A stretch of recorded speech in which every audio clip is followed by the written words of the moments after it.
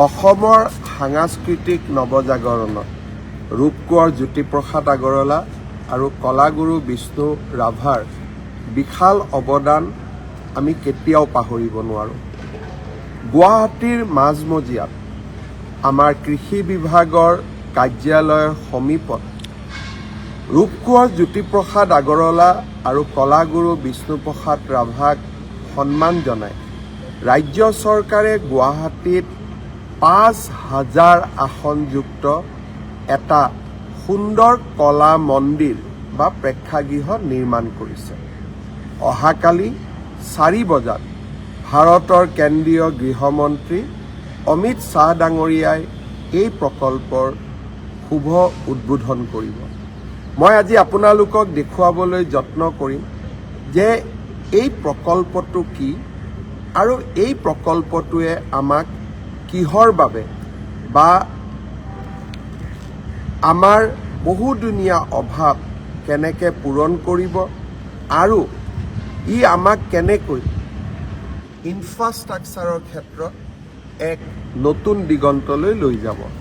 প্ৰথমতে যিকোনো এটা অডিটৰিয়াম নিৰ্মাণ কৰিব হ'লে আমাক গাড়ী ৰখাবৰ কাৰণে কাৰ পাৰ্কিং লাগে আৰু এই অডিটৰিয়ামটোত আটাইতকৈ ডাঙৰ কথা যে ইয়াত আমি নিৰ্মাণ কৰিছোঁ ৪৫০খন গাড়ী ৰাখিব পৰা এখন ধুনীয়া বহুখলপীয়া মাল্টি লেভেল কাৰ পাৰ্কিং। মই তালৈকে আপোনালোকক লৈ নাযাওঁ, মাত্ৰ আপোনালোকে চাব যে ৪৫০ গাড়ী আমি তাতে পাৰ্ক কৰিব পাৰিম। মই য'ত থিয় হৈ আছোঁ ই এটা মিউজিকেল ফাউণ্টেইন। এই মিউজিকেল ফাউণ্টেইনত অনবৰতে জ্যোতিপ্ৰসাদ আৰু বিষ্ণু ৰাভাৰ গীত বাজি থাকিব আৰু ই মানুহক এটা লাইভ এক্সপিৰিয়েঞ্চ দিব যে আমি ইয়ালৈ অহাৰ লগে লগে নতুনত্ব কি দেখা পাম। এইটো এটা মিউজিকেল ফাউণ্টেইন, তাৰ পৰা আৰম্ভ হ'ব আৰু এই মিউজিকেল ফাউণ্টেইনটো অনবৰতে জ্যোতিপ্ৰসাদ আৰু বিষ্ণু ৰাভাৰ সংগীত আমি শুনিবলৈ পাম। মাল্টি লেভেল কাৰ পাৰ্কিং আৰু এই বিশাল প্ৰেক্ষাগৃহ আপোনালোকে চাব পাৰে। এই বিশাল প্ৰেক্ষাগৃহৰ মাজত এটা বিশাল খালী স্থান আছে য'ত ৪খন ফুড কোৰ্ট থাকিব আৰু প্ৰেক্ষাগৃহত অনুষ্ঠান নাথাকিলেও ৰাইজে এই অঞ্চলটোৰ বা এই কলা মন্দিৰটোৰ এক্সপেৰিয়েঞ্চ ল'ব পাৰিব। আমি কলা মন্দিৰত সোমাই যোৱাৰ আগতে আমি নিশ্চয় দেখা পাম যে দুইফালে দুটা সুন্দৰ প্ৰতিমূৰ্তি, এফালে ৰূপকোঁৱৰ জ্যোতিপ্ৰসাদ আগৰৱালা আৰু আনফালে কলাগুৰু বিষ্ণুপ্ৰসাদ ৰাভা। মই এতিয়া অকণমান আপোনালোকক অডিটৰিয়ামৰ ভিতৰলৈকে লৈ যাম, কলা মন্দিৰৰ ভিতৰলৈকে লৈ যাম। প্ৰথম আপোনালোকে দেখা পাব ইয়াত সোমোৱাৰ লগে লগে এখন আটক ধুনীয়া ভিডিঅ' স্ক্ৰীণ।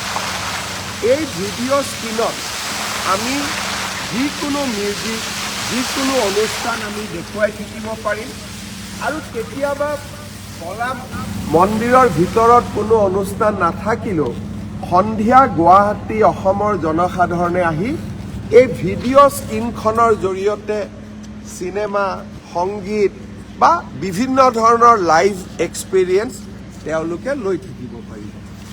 এতিয়া মই আপোনালোকক ভিতৰলৈ লৈ যাব খুজিছোঁ এই সমগ্ৰ কলা মন্দিৰ প্ৰকল্প।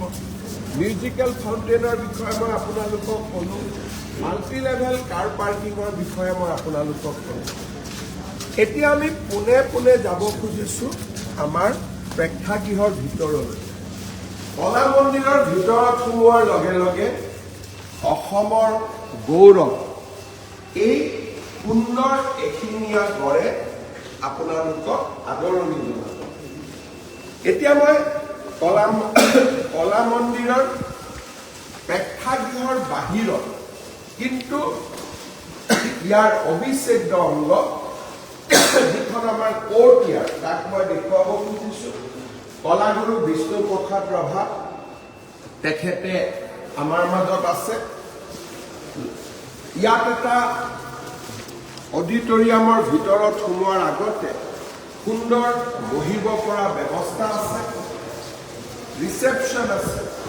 আপোনালোকে সোমোৱাৰ আগতে আমি ৰিচেপশ্যন দেখা পাম।